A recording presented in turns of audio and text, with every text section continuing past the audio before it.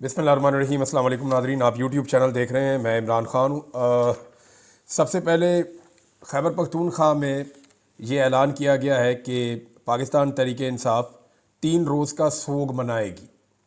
जो कुछ भी डी चौक में सान्या हुआ, जिस तरीके से वहाँ पे असली गोलियाँ चलाई गईं, यानी रबड़ की गोलियाँ तो पहले चला ही रहे थे, लेकिन जैसे लोगों को गोलियाँ मारी गई और जैसे बहुत सारे लोग ज़ख्मी हुए, अब तक की जो इतलात हैं उनके मुताबिक पाकिस्तान तहरीक इंसाफ ने 12 अफराद के नाम दे दिए हैं।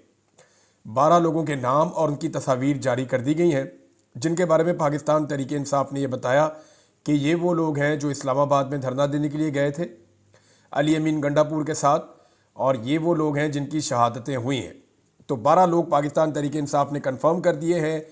एक और बड़ा अफसोसनाक वाक़या है कि इस्लामाबाद में मोहम्मद शफीक नामी एक शख्स की डेड बॉडी पड़ी हुई थी अस्पताल में, और ये जनूबी पंजाब का शख्स था। इनकी फैमिली बार बार रब्ता कर रही थी कि जी हमारा बंदा हमें वापस कर दें, हमने उसको दफन करना है, तो उसकी डेड बॉडी नहीं दी जा रही थी। ओन अब्बास बप्पी साहब ने इसके ऊपर जो है वो इन्फॉर्मेशन दी है, और ये बड़ी अफसोसनाक इन्फॉर्मेशन है। उन्होंने कहा जी कि जनूबी पंजाब का मोहम्मद शफीक और दीगर की लाशें पॉली क्लिनिक में पड़ी हैं। मोहम्मद शफीक शहीद के भाई से बात हुई है, लाशें मौजूद हैं, लेकिन हुकूमत इनकारी है कि इनको शहीद नहीं किया गया, ना ही इनकी लाशें वर्सा को दी जा रही हैं। जिंदों को मसक करके अब लाशें भी खाने के दर पर हैं। दरिंदगी की इंतहा। अब जो इन्फॉर्मेशन आई है वो ये है कि इनके घर वालों से ये कहा गया कि आप हमें लिख कर दें कि हादसे के अंदर आपका जो घर वाला है ये जाँ बहक हुआ है, ये कोई शहीद नहीं हुआ, इसको गोली नहीं लगी, आप ये लिख कर दें, हम आपके हवाले लाश करेंगे। यानी लाशों के ऊपर भी सौदेबाजी हो रही है, और इस तरह की चीज़ें रिपोर्ट हो रही हैं जो इंतहाई अफसोसनाक है। ये सब कुछ इसलिए हो रहा है कि पाकिस्तान तहरीक इंसाफ के कारकुनों के साथ जो कुछ भी हुआ वो अब हुकूमत के लिए और पूरे निज़ाम के लिए एक मुसीबत बना हुआ है। आलमी सतह पे ये बहुत बड़ी खबर बन चुकी है, और जितना नुकसान हो गया है, खून कभी भी ऐसा नहीं होता कि जो बेगुनाह का खून है वो रंग ना लाए। ये अल्टीमेटली इन लोगों को सज़ा मिलेगी। अगर आप याद करें तो शरीफ ख़ानदान के जवाल का आगाज़ कब हुआ था? थोड़ा सोचें, नजर आप बैकग्राउंड में जाएं, सोचें आप। ये ख़ानदान का तो तोती बोलता था। जब परवेज़ मुशर्रफ इक़्तिदार में आया तो परवेज़ मुशर्रफ के इक़्तिदार में आने से पहले भी इनका तोती बोलता था। 97 में ये 2/3 अक्सरियत लेकर आए थे, फिर ये पाकिस्तान से बाहर चले गए, पाकिस्तान वापस आए, तब भी इनकी अच्छी खासी मकबूलियत थी। 2008 में इन्होंने पंजाब में हुकूमत बना ली। अगर बेनज़ीर शहीद ना होती तो शायद ये वफाक में भी बना लेते। फिर 2013 में इन्होंने एक बड़ी भारी अक्सरियत से हुकूमत बनाई। पंजाब भी इनके पास था, बलूचिस्तान इनके पास था, और वफाक भी इनके पास था। लेकिन फिर अचानक क्या हुआ? जब सानिया मॉडल टाउन में मासूम शहरियों को गोलियां मारी गईं, और उसकी जिम्मेदारी इसी खानदान की है, उसके बाद इनके जवाल का आगाज़ हो गया था। अगर आप गौर करें तो 2014 में जो इन्होंने मॉडल टाउन का सानिया किया, उसके बाद से इस खानदान का जवाल शुरू हुआ। उसके बाद इनके स्कैंडल भी निकलना शुरू हो गए। उसके बाद जो इन्होंने दुनिया में दौलत छुपाई हुई थी वो चीज़ें निकलना शुरू हो गई। लोगों के दिल में इनकी इज्जत ख़त्म होना शुरू हो गई। तो जो बेगुनाह का खून होता है ना, वो रायगा नहीं जाता, वो आपको कीमत चुकानी पड़ती है, जो मर्जी आप कर लें। तो ये जो इतने सारे लोग वहाँ पे शहीद हुए हैं, जो लोग रिस्पॉन्सिबल हैं, जिन्होंने गोली चलाने का हुक्म दिया, या जिन लोगों ने गोलियां चलाई और मासूम शहरियों को मार दिया, ये तो धोखा देकर मारने वाली बात है ना, जिसको पंजाबी में कहते हैं वसा के मारे। कि दिन के टाइम उन्हें कहा गया ठीक है जी आप आ गए, कोई बात नहीं, पुरअमन रहे, आपके ऊपर कोई गोली नहीं चलेगी, और जैसे ही अंधेरा हुआ तो लाइटें बंद करके हर तरफ से गोलियां चलानी शुरू कर दी, और वहाँ पर लाशों के ढेर लग गए।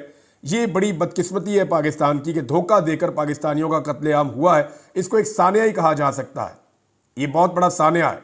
गायबाना नमाज जनाजा आज के दिन में अदा की जाएगी पाकिस्तान तहरीक इंसाफ के इन कारकुनों की।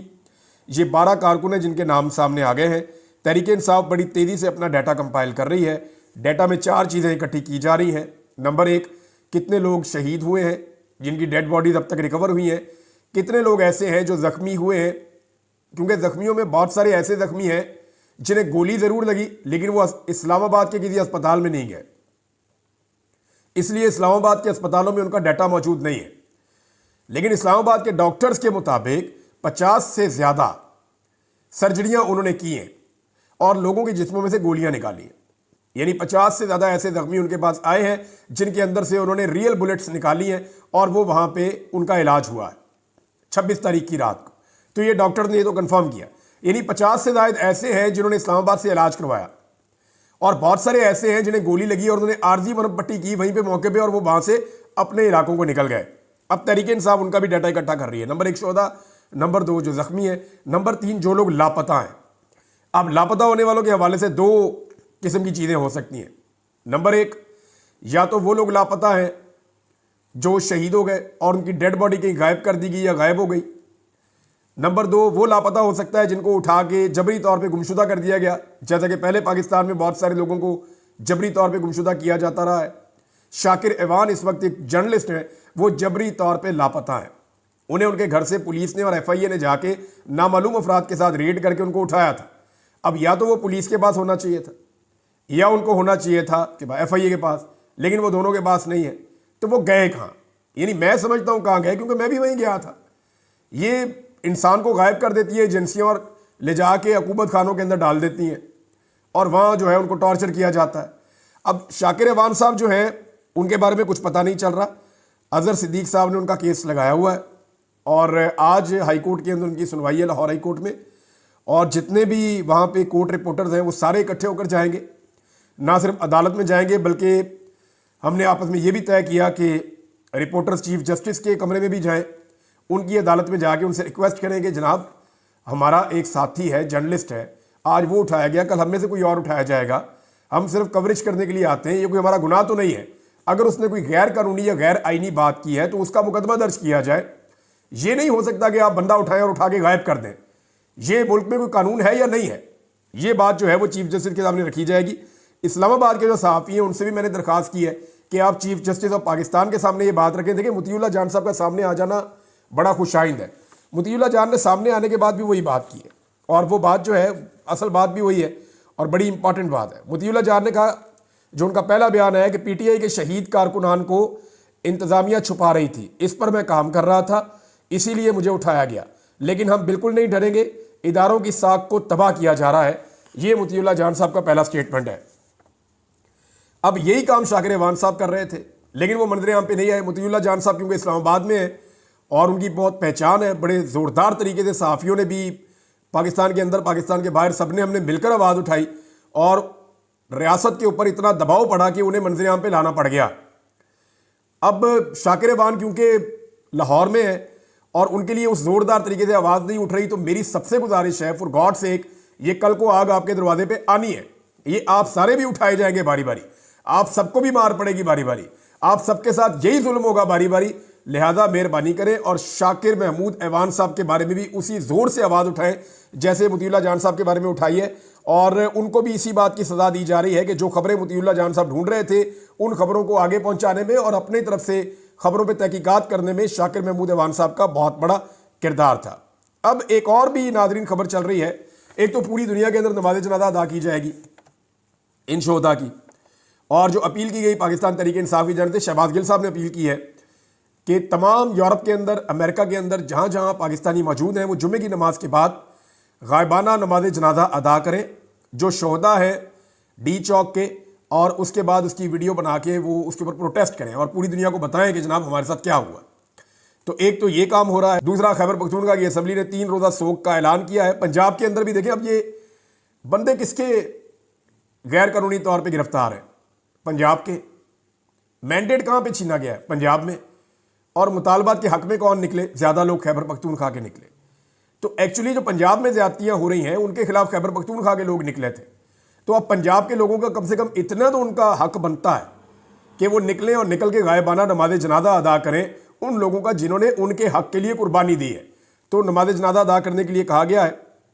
एक और चीज़ है वो ये है कि नैब ने एक टीम बनाई है बुशरा बीबी को गिरफ्तार करने के लिए। अब उन्हें गिरफ्तार करने की बहुत कोशिश की जाएगी, क्योंकि इस बात की सारे सिस्टम को समझ आ गई है कि बुशरा बीबी वो खातून है जो इस सारे क्राउड को लेकर डी चौक तक चली गई थी, और अगर दोबारा भी कोई आएगा तो बुशरा बीबी आएंगी या अलीमा खान आएंगी।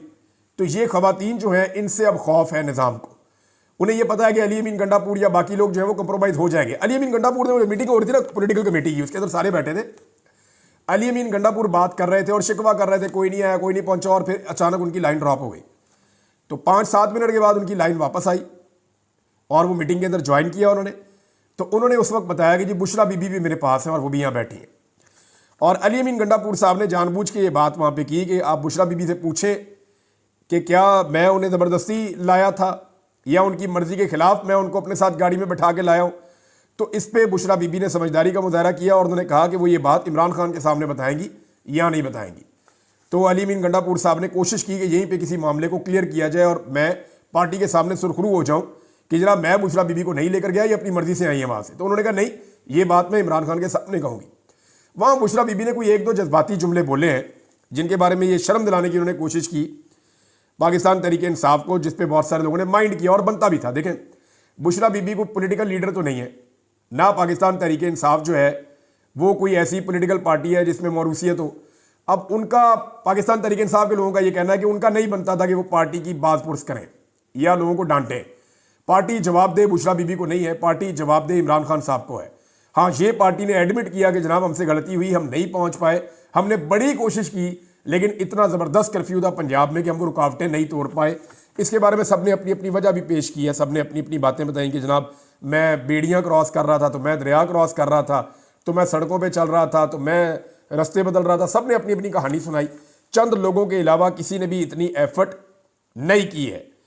अब नाजरीन, पाकिस्तान तहरीक इंसाफ के हवाले से ना मीडिया को भी इंस्ट्रक्शन है, हुकूमत को भी इंस्ट्रक्शन है और सबको ये कहा गया है कि 26 तारीख को रात को जो भी सानिया हुआ उसके ऊपर बात नहीं होनी चाहिए, उसके ऊपर फोकस नहीं होना चाहिए। और तहरीक इंसाफ जो है वो सिर्फ डाटा इकट्ठा कर रही है 4 चीज़ों का। मैं आपको बता रहा था, एक शोहदा का, दूसरा जख्मियों का, तीसरा लापता अफराद का और चौथा गिरफ्तार अफराद का। वो सारा डाटा वो जारी करेंगे और एक एक चीज़ वो सही तरीके से बताएंगे। तहरीक इंसाफ इसके अंदर एहतियात से काम ले रही है ताकि कोई ऐसे नाम ना आ जाए जो कल को शर्मिंदगी का बायस बने। लेकिन ये जो सारी एपिसोड हुई है, इसके बाद पूरी कोशिश ये है कि फोकस हटाया जाए। उस रात को जो कुछ भी हुआ उसके ऊपर से फोकस हटाया जाए। फोकस हटाने के लिए 3 चीज़ें हैं जो आने वाले दिनों में की जा सकती हैं और उनके ऊपर डिबेट को बढ़ाया जा रहा है, जानबूझ के इसके ऊपर डिबेट करवाई जा रही है। तीनों चीज़ें कौन कौन सी है? नंबर 1, पाकिस्तान तहरीक इंसाफ पर पाबंदी लगाई जाए। पाबंदी लग ही नहीं सकती। अच्छा, पाबंदी अब लगाएंगे तो मामला जाएगा आईनी अदालत में। आईनी अदालत जो है वो अपने बंदों की बनी हुई है, अपने जजेस की बनी हुई है, अपनी मर्जी की पार्लियामेंट ने बनाई हुई है।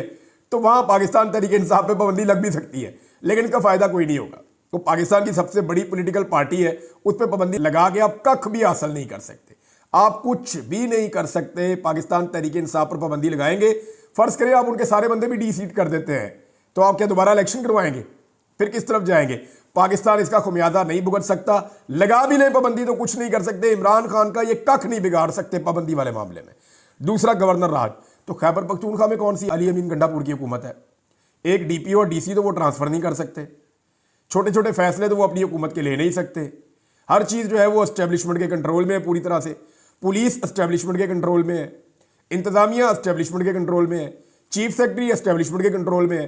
तो अली अमीन गंडापुर तो एक डमी वज़ीर आला है जिसको अच्छा खाने के लिए मिलता है और एक बड़ा घर मिला हुआ है और कुछ प्रोटोकॉल मिला हुआ है और कुछ इख्तियारात थोड़े बहुत हैं अली अमीन के पास।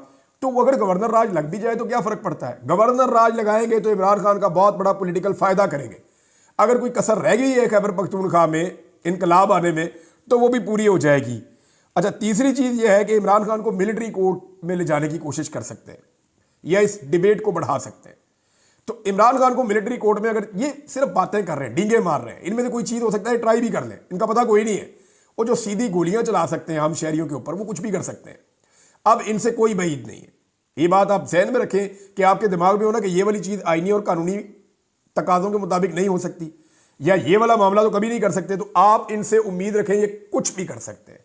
ये इतना सहमे हुए हैं, डरे हुए हैं इमरान खान से कि ये कुछ भी कर सकते हैं, किसी भी लेवल तक जा सकते हैं। भारत इमरान खान साहब को मिलिट्री कोर्ट में डालेंगे तो बैन अल-अक़वामी सतह पे प्रेशर बहुत ज़्यादा बढ़ जाएगा और वो प्रेशर फिर इनके नाक में दम कर देगा। वो प्रेशर वैसे भी बढ़ता जा रहा है। बहुत सारे आलमी रहनुमाओं के ट्वीट्स आ रहे हैं, उनके बयानात आ रहे हैं और अभी आने वाले दिनों में ये जो इस्लामाबाद में हुआ इसके ऊपर तहकीकात हो रही है। एम्बेसियाँ भी अपनी अपनी रिपोर्टें लिख रही हैं, आलमी मीडिया भी अपनी अपनी रिपोर्टें लिख रहा है। आप आने वाले 1-1.5 हफ्ते के अंदर इसके अंदर आप बहुत सारी डेवलपमेंट होती हुई देखेंगे। इसको दबाने की पाकिस्तान में जितनी मर्जी कोशिश की जाए, लेकिन ओवरसीज पाकिस्तानी इस मसले को दबने नहीं दे रहे। नून लीग की सबसे ज़्यादा फूक निकली हुई है। वजह क्या है? नून लीग की फूक निकलने की वजह यह है कि नून लीग को इस बात की समझ आ गई है कि अब हमारा अवाम के अंदर जाना कभी बनता ही नहीं। फिलहाल इस वक्त तो अवाम के अंदर बिल्कुल नहीं जा सकते क्योंकि अवाम हमारी दुर्गत बना के रख देगी।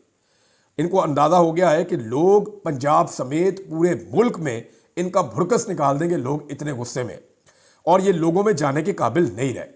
इन्होंने पाकिस्तान तहरीक इंसाफ की बढ़ती हुई ताकत देख ली है, और जितनी इन्होंने फस्तायत की है उतनी ही पाकिस्तान तहरीक इंसाफ की ताकत मजीद बढ़ती गई। नाजरीन, फजलुर रहमान साहब ने भी स्टेटमेंट दिया है इस सारे मामले को लेकर।